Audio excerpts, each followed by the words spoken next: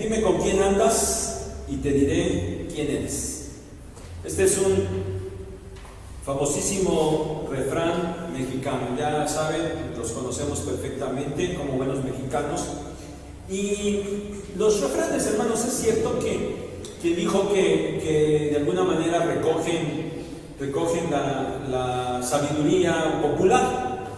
Y al hacerlo, la verdad es que muchos de los refranes ciertamente que dicen la verdad, resultan ser ciertos. Dime con quién andas y te diré quién eres. Toda persona se reunirá de manera natural con aquellos que comparten sus mismos intereses, sus mismos gustos, sus mismos objetivos. ¿Por qué? Porque se van a sentir plenamente identificados con ellos. Porque a final de cuentas son lo mismo. En contraste, las personas se alejan de aquellos con quienes no son afines, con los que no comparten ningún interés. Por eso, saber con qué grupo de personas alguien se reúne dirá quién es esa persona. Hermanos, nosotros somos santos. Y lo natural es que nosotros nos sintamos atraídos a reunirnos con aquellos que, al igual que nosotros, son santos. Y de la misma manera natural, en contraste, nosotros deberíamos sentirnos incómodos de estar al lado de los incrédulos. Debería desagradarnos lo que ellos hablan, la forma en la como ellos se expresan, debería desagradarnos. Debería desagradarnos lo que ellos dicen y lo que ellos hacen. Pero ¿saben? El triste punto, el punto interesante y muy sorprendente es que muchos cristianos prefieren relacionarse con los incrédulos y no con los santos. Pero esto, hermanos, esto no debe ser así. Porque nuestras relaciones personales también deben regirse bajo el tema de nuestra santidad también. Sin embargo, hay una realidad. Nosotros vivimos en medio de un grupo de personas, un enorme grupo de personas. El censo que acaba de darse a conocer del año pasado arroja que aquí en la zona metropolitana, la Ciudad de México, los municipios conurbados, ya somos 23 millones, por ahí así, 23 millones.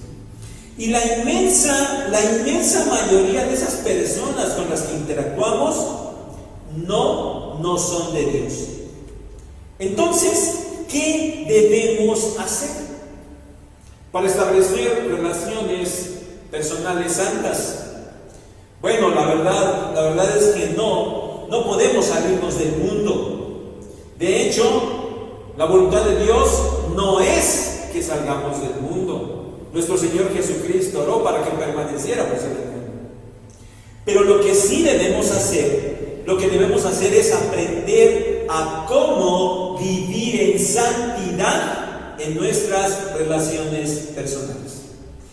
Y hermanos, este es el título de la predicación de hoy. Y para meditar en este tema, acudiremos a ese pasaje que ya leímos. Por favor, abran su Biblia, vamos a estar ahí. Segunda Corintios, capítulo 6, del versículo 14. Pero vamos a terminar hasta el versículo que a propósito no leímos ahorita, en el versículo 1 del capítulo 7. Porque nos vamos a centrar en ese solo versículo, en ese versículo 7. Sí, el versículo 1 del capítulo 7. Pero lo vamos a desglosar con base en todo el resto del pasaje que sí ya leímos.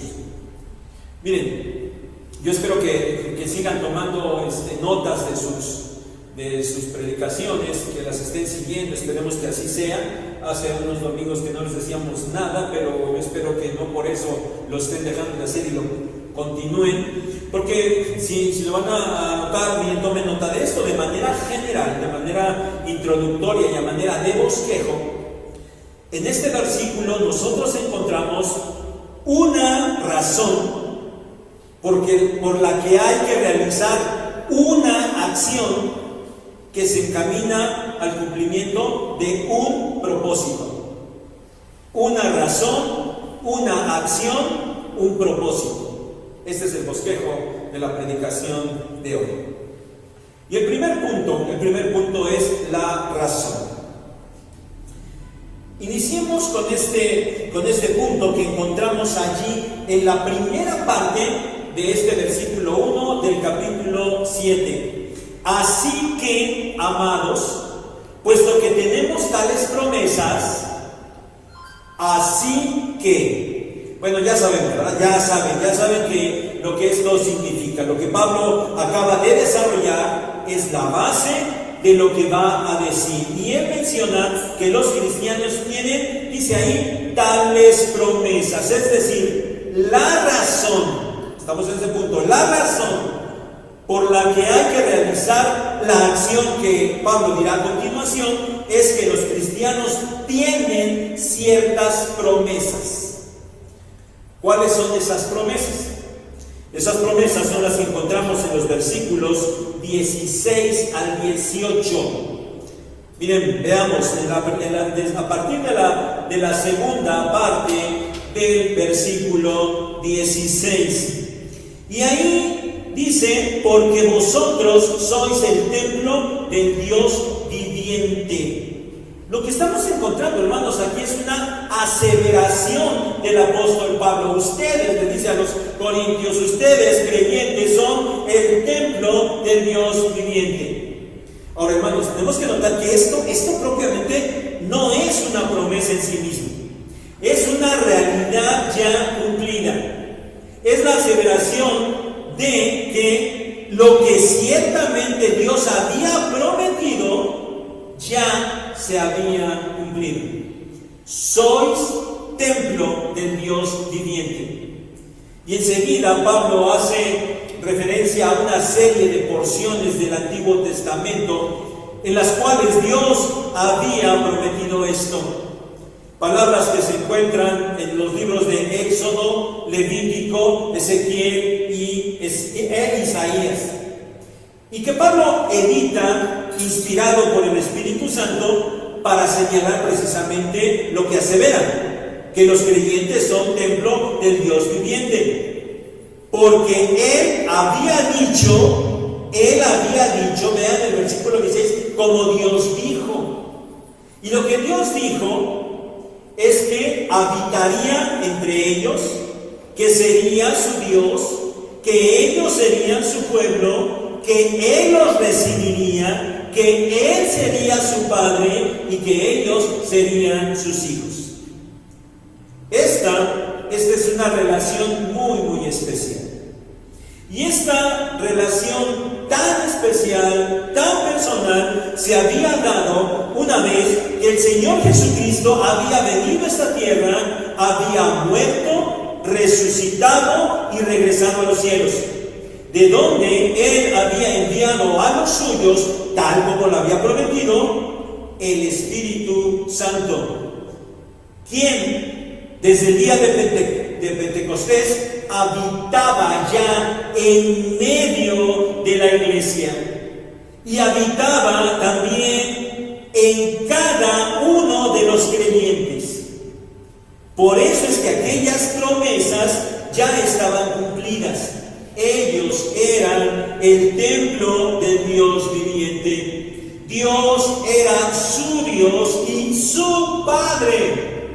Tenían una relación filial que antes no existía. Los creyentes ya habían sido recibidos por Dios, eran su pueblo y aún más, eran sus hijos. Hermanos, esta es la razón. Esta es la razón por la cual Pablo llama a realizar una acción. la acción la vamos a dejar para el punto 3. Para enfocarnos en este momento como punto número 2 en el propósito de tal acción. Algo tenían que hacer los creyentes.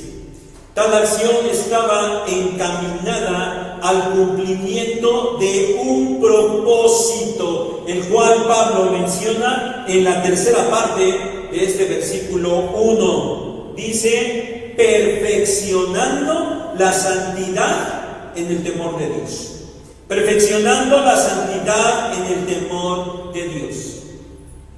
El propósito de Dios para sus hijos es que sean santos, perfectamente santos. Como hemos señalado en las predicaciones anteriores, este es un proceso que ya inició, y en el inicio hay una realidad. Desde un inicio Dios ya ha hecho santos a los suyos, es decir, Dios ha apartado a los suyos, pero por lo pronto los ha dejado en el mundo. Pero el proceso de santificación sigue. Los hijos de Dios son santos y se encaminan a la santidad completa. Por eso, mientras están en la tierra, deben seguir perfeccionando la santidad en el temor de Dios. Este es el propósito: perfeccionar la santidad. Miren, la palabra perfeccionar significa llevar a término, completar, traer totalmente a un fin. Pero la manera en la que está escrita hace alusión a un tiempo presente continuo, lo cual indica precisamente un proceso, algo que siempre hay que estar haciendo. Entonces, lo que aquí Pablo dice no apunta a que la santidad llegará en un momento dado y se acabará. No. Lo que aquí Pablo dice es que esto apunta a ese proceso continuo hasta llegar al final. Es estarse esforzando para lograr, ahora sí, llegar a término, completar la santidad. Por otro lado, hermanos, ya sabemos, ¿verdad? Ya sabemos que la santidad se refiere a una separación total. Una separación total de aquel que ha sido escogido por Dios, de aquel que ha renacido, aquel que ha sido regenerado y ha sido apartado para Dios. Lo cual, en este proceso terrenal, y con base en el pasaje que estamos analizando, específicamente aquí implica la separación de todo lo que contamina al creyente, tanto en el cuerpo como en la mente, tanto en lo externo como en lo interno. Para eso hay que separarse, de eso hay que separarse. Entonces, hermanos, el propósito de la acción que Pablo indica a los creyentes es que sigan adelante hacia la santidad a la cual ellos han sido llamados. Y pasemos entonces ahora de una manera un poquito más extensa al punto número 3, que es la acción propiamente, la acción. Y miren, hermanos, no es que solo sea una cosa la que los hijos de Dios deban hacer para perfeccionar su santidad. De hecho, son muchas cosas. En las predicaciones anteriores hemos visto ya por lo menos 2 de ellas. Hay que practicar la santidad en la vida sexual, hay que practicar la santidad en las palabras. Pero aquí Pablo, en este pasaje Pablo nos señala un aspecto muy específico más de cómo los hijos de Dios tienen que ir perfeccionando su santidad. Y él dice allí en la parte central de ese versículo 1, limpiémonos de toda contaminación de carne y de espíritu. La palabra limpiar significa, pues, evidentemente, hacer limpio, hacer sin tacha. Y, por favor, atención con esta otra acepción, hacer libre de mezclas impuras. Hacer libre de mezclas impuras. La palabra contaminación, por su parte, denota una acción mediante la cual algo queda contaminado, con la idea primaria de ensuciar. Es como agarrar barro, agarrar lodo y untárselo. Queda uno totalmente sucio, eso es contaminar. Entonces, hermanos, si los creyentes han de avanzar para llegar a una plena santidad, es decir, a una pureza en todos los sentidos, deben evitar toda acción que los haga mezclarse con cualquier cosa impura, porque eso, en lugar de purificarlos, los ensucia. Y los ensucia tanto en la carne como en el espíritu. Hermanos, para no hablar en términos tan generales, porque podemos decir, bueno, hay que limpiar, pues está bien, de toda contaminación está bien, pero para que no hablemos o nos quedemos con esta idea muy general, consideremos el resto del pasaje que ya leímos para entender qué es específicamente a lo que Pablo se está refiriendo para que los creyentes eviten contaminarse. Y tal cosa la encontramos allí en el verso 14, véanlo, creo que lo saben hasta de memoria. La acción que los creyentes deben realizar es no unirse en yugo desigual con los incrédulos. No unirse en yugo desigual con los incrédulos. Esa es la acción que hay que realizar.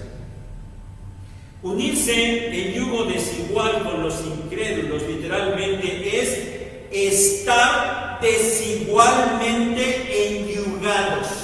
Estar desigualmente enyugados. Bueno, yugo. Algunos seguramente lo saben, otros a lo mejor no.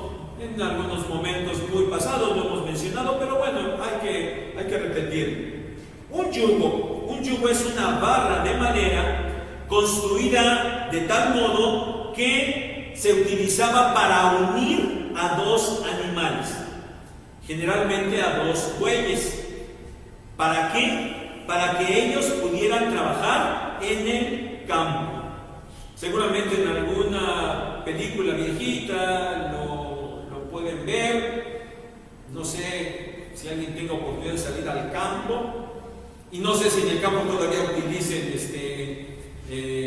a bueyes para arar el terreno. Yo creo que ya puros tractores, no lo sé, pero creo que la idea queda clara. Ustedes lo han visto.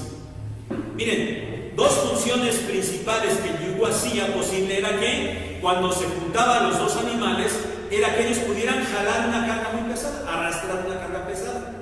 Y por el otro lado, ellos podían jalar el arado con el cual se trabajaba ahí en la labranza del terreno. Ahora, hermanos, entonces, en un sentido general, un yugo sirve para unir dos cosas. Estar enyugado es estar unido a alguien para caminar juntos. Estar enyugado es estar unido a alguien para caminar juntos, para realizar una tarea juntos. El punto, hermanos, es que si los que están enyugados no son de la misma naturaleza, tal enyugamiento es desigual. Y entonces, definitivamente no va a funcionar. Por eso es que Dios había prohibido a su pueblo tal práctica.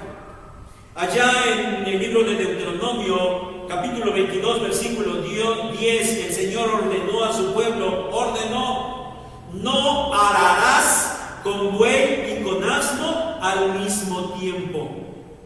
¿Por qué? Bueno, solo una razón les voy a dar. Porque son dos animales diferentes. Porque no son del mismo tamaño. Porque no responden de la misma manera. Porque no tienen la misma fuerza. Y entonces ellos no iban a tirar del arado de la misma manera. No iban a tirar del arado adecuadamente. Y entonces el resultado sería desastroso. Ahora, con esta idea, con esta figura, con este trasfondo, Pablo utiliza esta figura y dice a los creyentes que ellos no deben unirse con los incrédulos. ¿Por qué? Porque no son de la misma naturaleza, porque no tienen la misma visión, porque no tienen los mismos intereses, porque no tienen los mismos objetivos. Y por lo tanto, tal unión no va a funcionar. Y por eso es que Pablo, a continuación, añade fuerza a su argumento planteando 5 preguntas retóricas. Es decir, 5 preguntas que, aunque no se establece la respuesta, dicha respuesta es obvia. Y empieza diciendo: ¿qué compañerismo tiene la justicia con la injusticia? Compañerismo significa participar de lo mismo. Entonces, ¿cómo pueden participar igualmente los que son derechos, que eso es lo justo, con los que están torcidos? ¿Cómo? ¿Cómo pueden participar de lo mismo? Después dice: ¿en qué comunión la luz con las tinieblas? Comunión denota la parte que uno tiene en cualquier otra cosa. Es decir, que pueden compartir algo. ¿Puede acaso la luz y las tinieblas compartir el mismo espacio en común? Digo, este ejemplo es muy claro para nosotros.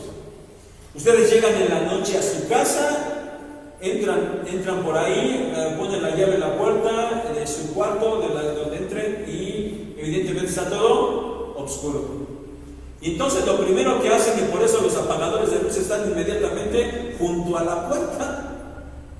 Si no lo tiene ahí, hermano, cámbielo de lugar, porque ya sabe que es medio difícil, se va a tropezar. ¿Y por qué se va a tropezar? Porque está oscuro. Pero ustedes no saben, está totalmente oscuro. Y cuando prenden la luz, entonces todos se iluminan. Las tinieblas simplemente desaparecen. No es posible que un lugar esté iluminado y oscuro al mismo tiempo. No es posible. Bueno, me alargué mucho en este ejemplo, o en esta pregunta, pero creo que la que nos podría quedar más clara. Pero bueno, sigue Pablo diciendo: ¿y qué concordia Cristo con Belial? La palabra concordia literalmente significa sonar juntos o sonar juntamente, con la idea de estar de acuerdo. Y en el sentido primario de la palabra hace referencia a instrumentos musicales. La palabra griega, de esa misma palabra griega que aquí se traduce como concordia, también, ¿saben?, provienen los términos en nuestro español de sinfonía o sinfónico. Entonces, cuando nosotros pensamos en instrumentos y estamos en una sala de conciertos y hay una orquesta tocando, hay una sinfonía sonando, eso quiere decir que todos los instrumentos están acordes, están sonando armónicamente. Ahora la pregunta es: ¿lo que Cristo dice suena en armonía con lo que el diablo dice? Esa es la pregunta de Pablo. La siguiente pregunta: ¿qué parte el creyente con el incrédulo? Parte es porción, ir hacia la parte de otro. Y entonces la pregunta es: ¿hay alguna porción de algo que los creyentes puedan compartir con los incrédulos? La última pregunta.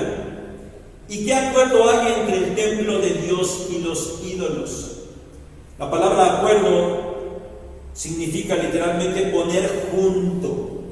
Y en el desarrollo del concepto, ahí en esa voz media del que hablamos alguna vez por allá, acuérdense de la acción que hace uno sobre uno mismo.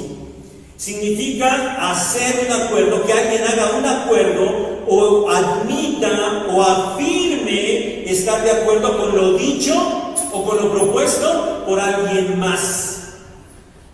Entonces, puede el creyente, porque el creyente es el templo de Dios, puede el creyente admitir o afirmar algo que esté relacionado con los ídolos.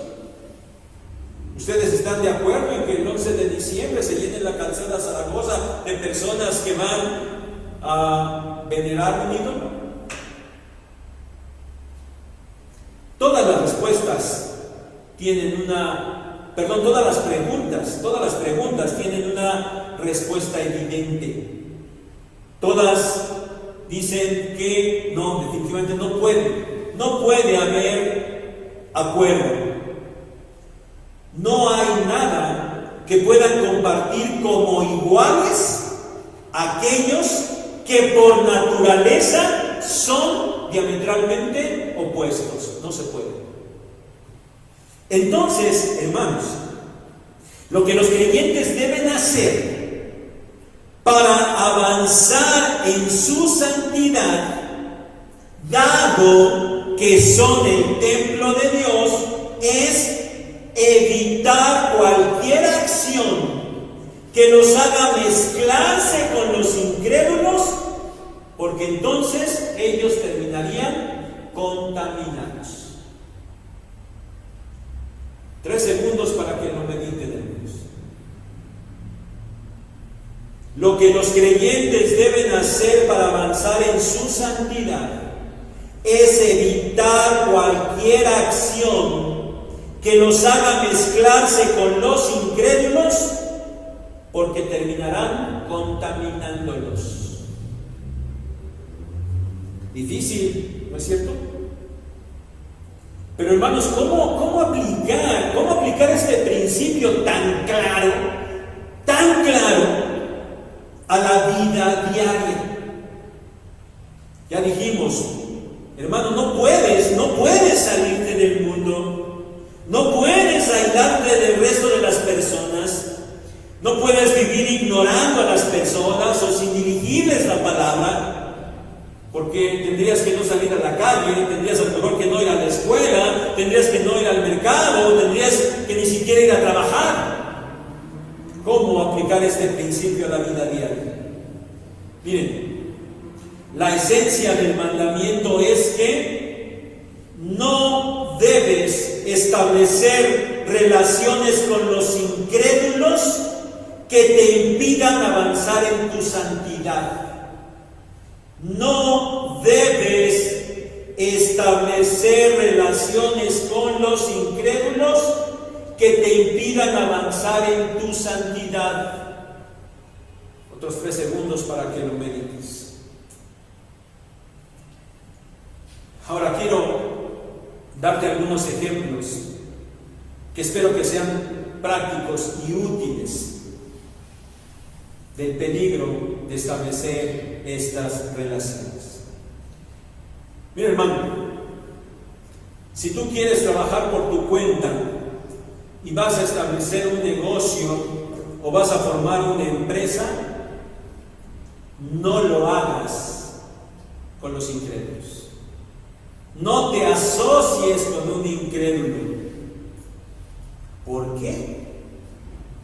Porque en la manera de llevar los negocios hay una visión totalmente opuesta. Porque los incrédulos practican la evasión de los impuestos, practican cosas truculentas con tal de hacerse de mayores ganancias.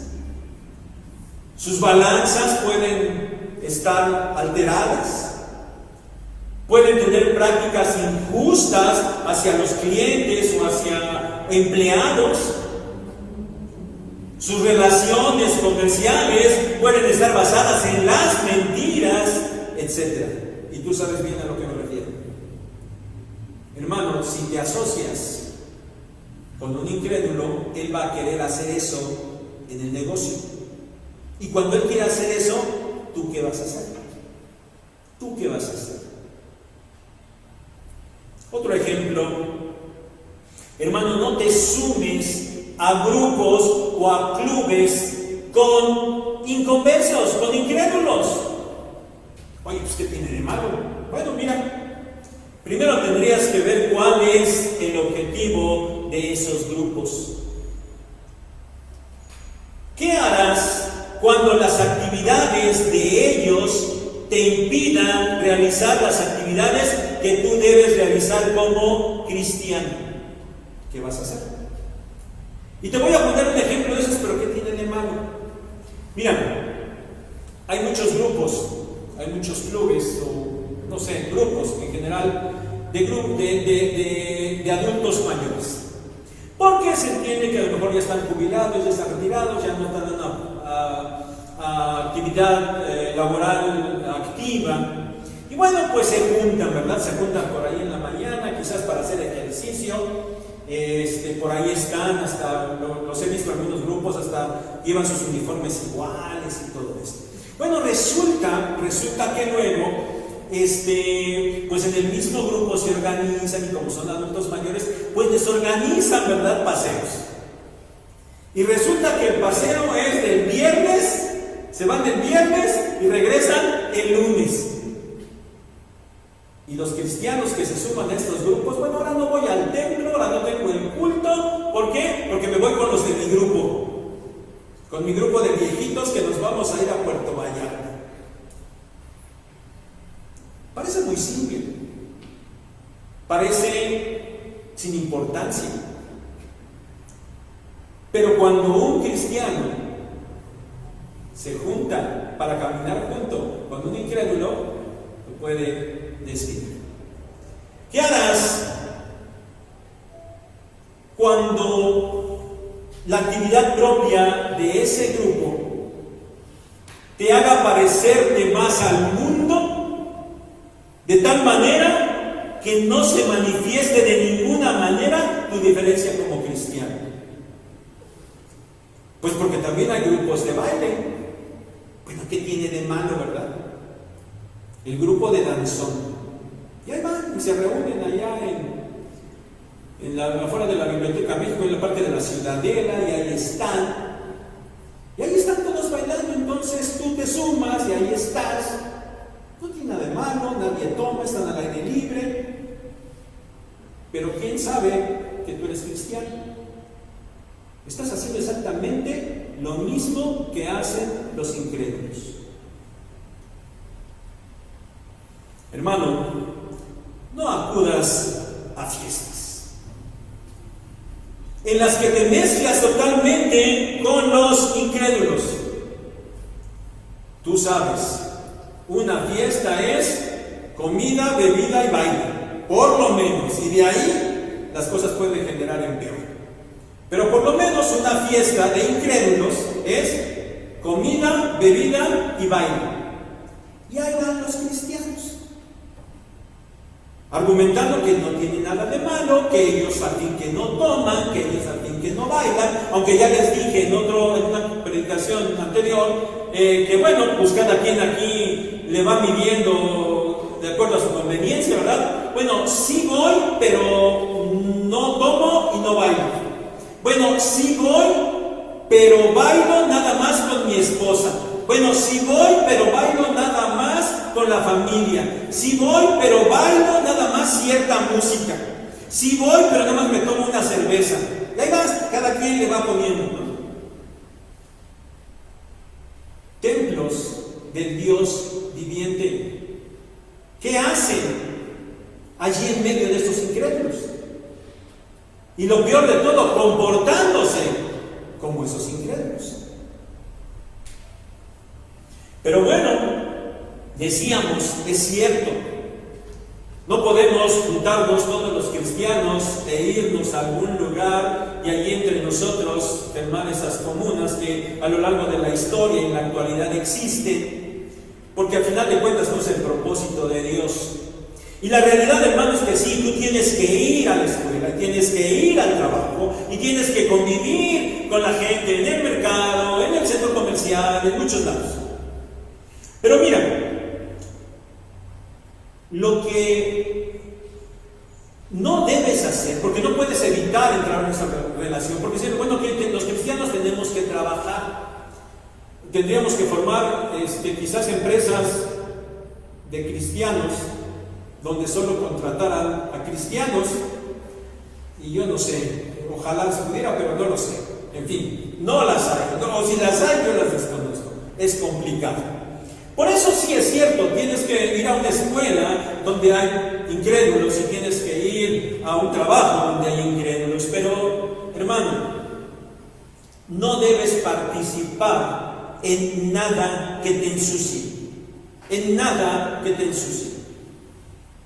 Y te voy a dar algunos ejemplos que seguramente conocerás. Comidas de trabajo, para cerrar un negocio, para quedar bien con el cliente, para tratar de ganar al cliente, o simplemente para establecer buenas relaciones entre el grupo de trabajadores de la empresa. Y entonces vámonos a una comida. ¿A dónde te vas a comer? A donde hay bebida, ¿verdad? ¿Y cómo terminan esas comidas? En borrachera. En las escuelas, bueno, los alumnos dicen, bueno, eso no, pero no se hagan, también nosotros fuimos a la escuela, ¿verdad? Y en las escuelas también los viernes en el estacionamiento, ¿verdad? Vamos a convivir. O vámonos a la casa de fulano para hacer nada más un convivio. ¿Qué es eso? Pues una borrachera, ¿verdad? Que degenera en cosas peores. O tienes que cumplir con el trabajo. Oye, pues es que es el trabajo, ¿no? Pues ni modo, es lo más importante. Y entonces, en el trabajo vas a tener que decir mentiras, o tendrás que hacer algunas cosas truculentas, con tal de cumplir con el trabajo y no perderlo. Hermano, esas cosas ensucian tu santidad. Sí, yo lo sé, hermano, lo viví. Yo sé que es muy difícil poder vivir en medio de estas situaciones. Pero hermano, si la cosa llegara al colmo del asunto, gracias a Dios nunca me vi en esa situación, pero si la situación llegara al punto máximo, que dijeran, o haces esto, o pierdes el trabajo, ¿qué vas a escoger? ¿Con quién quieres quedar bien? ¿Con tu patrón? ¿Con tus compañeros o con Dios? ¿Te vas a comportar como los incrédulos? ¿O te vas a comportar como templo del Dios viviente? ¿Prefieres tu trabajo o tu escuela que obedecer a Dios? Último ejemplo es el clásico de este pasaje. Cuando se lee este pasaje, normalmente este es el ejemplo que todo el mundo pone, como si el pasaje hablara solamente de eso, pero por lo que te acabo de mencionar hay muchas cosas más. Pero de todas maneras no voy a desaprovechar la oportunidad para volverte a poner este ejemplo clásico. No te puedes casar con un o con una incrédula o con un incrédulo.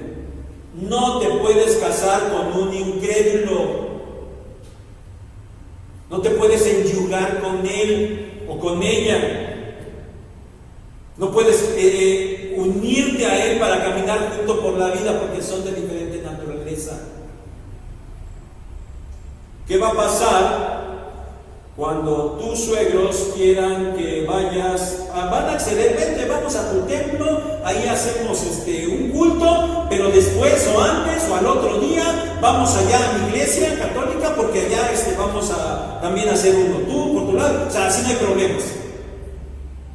Y bueno, si quieres llevamos cuando vengan los niños, vamos y los presentamos en tu templo, pero también vamos y los bautizamos.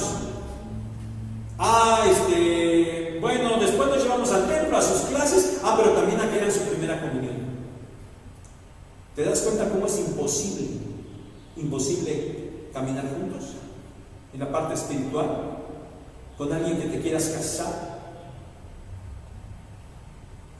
Lo peor del asunto es, bueno, para que no haya problemas, mejor nada. Y mejor nada, ¿verdad? No te puedes casar con un incrédulo o con una incrédula. Y por lo tanto, jóvenes, otra vez jóvenes, que andan buscando novio o novia entre los incrédulos, ¿qué andan haciendo allí? Hermano, ¿te das cuenta hasta qué grado debe llegar tu santidad? Como siempre se ha dicho, cuando uno prepara el mensaje y estudia la palabra, el primero que brinca es uno que está estudiando, y la verdad es que vuelves a estudiar este pasaje, a mí me impacta. Me impacta el grado tan profundo en el que nosotros debemos vivir en santidad. No puedes establecer relaciones de ningún tipo con los incrédulos. No puedes unirte a ellos para caminar juntos en nada. ¿Qué vas a hacer, hermano? ¿Qué vas a hacer? Mira, cuando el pueblo de Israel estaba a punto de entrar a la tierra prometida, Dios les prohibió expresamente establecer cualquier vínculo con los pueblos que habitaban aquella tierra. Por eso, inclusive, Dios nos mandó destruirlos totalmente, porque si no lo hacían, Dios les advirtió: ustedes van a ir y van a establecer relaciones con esos pueblos, y van a tomar a sus hijos y los van a casar con las hijas de aquellos. Y van a tomar a sus hijas y los van a entregar en matrimonio con los hijos de aquellos paganos. ¿Y saben qué van a hacer? Aquellos paganos los van a desviar de mi camino, les dijo Dios. Y entonces el final sería desastroso. Ellos se iban a alejar de Dios y terminarían pagando las consecuencias.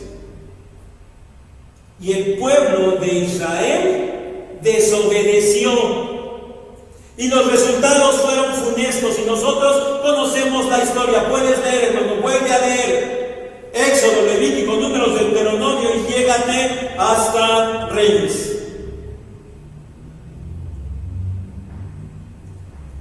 El pueblo de Dios debería ser santo, apartarse de toda relación con los pueblos paganos. Pero ellos desobedecieron y se mezclaron con esos paganos y se contaminaron, y para ellos fue realmente trágico. Tú conoces la historia. Hermano, no caigas en el mismo error. El mandamiento expreso es: no te unas en yugo desigual con los incrédulos. Y dijimos, la esencia del mandamiento es: no debes establecer relaciones con los incrédulos para caminar con ellos, porque te van a desviar de tu vida de santidad. Pero hermano, por favor, no trates de buscar justificaciones, porque ya sé. Oye, pero si no va a pasar nada. ¿Qué tiene de malo? No caigas, por favor, hermano, no caigas en la falsa idea de que tú eres muy maduro y que no te va a afectar en nada porque tú eres muy fuerte. Y entonces vayas y te mezcles con los incrédulos creyendo que tú vas a jalarlos a ellos para hacer lo correcto. Porque, hermano, no va a suceder así. La triste realidad que hemos vivido a lo largo de los años, con muchos ejemplos dentro de esta misma iglesia, es que las cosas no pasan así. La triste realidad nos dice que son los incrédulos los que terminan jalando, influyendo en los creyentes, y los terminan desviando y alejando del camino de Dios, y desviándolos del propósito de santidad en sus vidas. Para esto, mi hermano, considera dos cosas con las cuales vamos a terminar. Primera, la pregunta no es ¿qué tiene de malo? No te juntas con los incrédulos, no te unas en ellos, no hagas negocios, no hagas nada que te impida, no te cases con ellos. Pero ¿qué tiene de malo? Es la pregunta que surge. Pero hermano, esa pregunta es incorrecta. Tú no debes de preguntar qué tiene de malo. Lo que tú tienes que preguntarte es ¿cómo me ayuda a avanzar en mi santidad? ¿Cómo, si me relaciono en esto con aquellos incrédulos, me va a ayudar a perfeccionar mi santidad? ¿Cómo? Y toma nota de esto. No se trata ni siquiera de que no te afecte. Porque pudiera ser que efectivamente ciertas cosas no te afecten. Pero el punto no es solamente el detenerte de las cosas malas. El punto es que avances en la santidad. Por eso la pregunta no es qué de malo tiene, ni siquiera que no te haga daño. La pregunta es, ¿esto me va a empujar en mi santidad de vida? Si la respuesta es sí, hazlo. Pero no va a ser así. No vas a encontrar nunca ninguna razón espiritual correcta para unirte con los incrédulos y caminar junto con ellos. Nunca. La segunda cosa por la cual debes no hacerlo, y esta es la más importante, simplemente porque es un mandamiento expreso del Señor, tan solo por eso. Tan solo por eso debes evitarlo. Porque si no lo obedeces, lo que tú das evidencia es que no tomas en serio al Señor. Y en la práctica estás cometiendo el pecado de sentirte más sabio que Dios. Porque tú crees que no te va a pasar nada. Tú crees que no te va a afectar. Tú crees que te conoces a ti mismo más de lo que Dios te conoce a ti. Te crees más sabio que Dios si lo desobedeces en esto. Por algo es que Dios lo está ordenando. Y si Él ordena, hay que obedecer. Toma el ejemplo del pueblo de Israel. Hermano, estás en el proceso de santidad. Y un aspecto de este proceso es que te mantengas en santidad en tus relaciones personales. No te unas a los incrédulos para caminar junto con ellos en absolutamente nada. Nada. Que Dios les bendiga.